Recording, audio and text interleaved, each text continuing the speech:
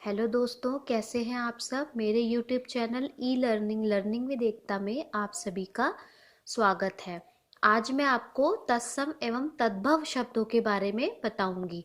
ये पहला भाग है। इसकी पहली वीडियो में मैं आपको बताऊंगी कि तत्सम एवं तद्भव शब्दों की उत्पत्ति कहाँ से हुई है, इनका क्या अर्थ है, इनकी क्या परिभाषा है।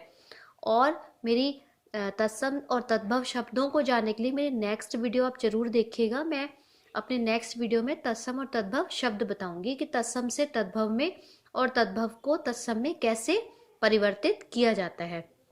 अब देखेंगे तत्सम शब्द क्या होते हैं। पहले तो हमारे को ये समझ में आना चाहिए, हमें ये पता होना चाहिए कि तत्सम शब्द क्या होते हैं, है ना। तो देखेंगे तत्सम शब्द क्या होते हैं। तत्सम शब्द तत् और सम के मेल से बना है। तत् और सम किसके मेल से बना है। तत्सम शब्द तत् और सम के मेल से बना है।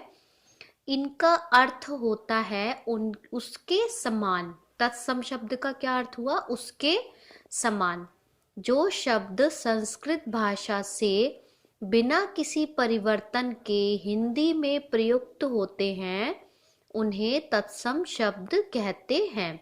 समझ आया होगा आपको कि जो शब्द, कुछ शब्द ऐसे हैं जो संस्कृत भाषा से लिए गए हैं और उनमें कोई भी किसी भी प्रकार का परिवर्तन नहीं किया गया है, उनको एज इट इज उसी प्रकार से हिंदी भाषा में प्रयुक्त किया जाता है, उन्हें हम तत्सम शब्द कहते हैं। जैसे देखेंगे अष्ट, हम 8 को अष्ट भी बोलते हैं ना, वो हमारा संस्कृत भाषा से लिया गया है। अन्न, हम अनाज को अन्न भी कहते हैं।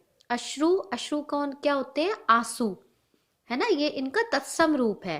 कपाट, अब कपाट क्या होते हैं, कपाट को हम हमारी जो निजी, जो हमारे मतलब रोज बोलचाल की भाषा है उसमें हम इसको दरवाजा, किवाड़, है ना, ये सब कहते हैं। ये लेकिन कहाँ से लिए गए हैं, संस्कृत से लिए गए और इनको ऐसे ही हिंदी के रूप में, हिंदी में प्रयुक्त या उनको यूज किया जाता है। अगला है हमारा तद्भव। अब तद्भव शब्द क्या होते हैं। तद्भव शब्द तद और भव से मिलकर बना है।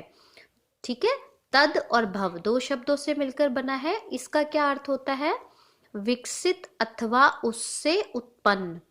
ठीक है, मतलब उससे उत्पन्न हुआ, है ना।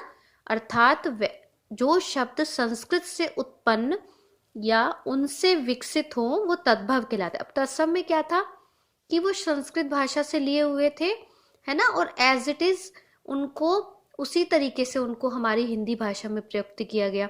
लेकिन अब तद्भव शब्द कैसे हुए, तद्भव शब्दों को संस्कृत से तो उत्पन्न हुए हैं, लेकिन उनको जो उनको विकसित करके उनको दूसरी मतलब हमारी मतलब आम बोलचाल की भाषा में जिनको हम यूज करते हैं वो तद्भव शब्द कहलाते हैं।